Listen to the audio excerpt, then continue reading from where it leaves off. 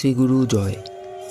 আজ 25শে আষাঢ় 1432 বৃহস্পতিবার, ইংরেজিতে 10ই জুলাই 2025।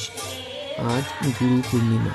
এটি একটি সনাতনী বৈদিক প্রথা, যার মধ্য দিয়ে শিষ্য তার গুরুকে শ্রদ্ধা প্রদর্শন করেন। যিনি অন্ধকার থেকে আলোয় নিয়ে যান তিনিই গুরু।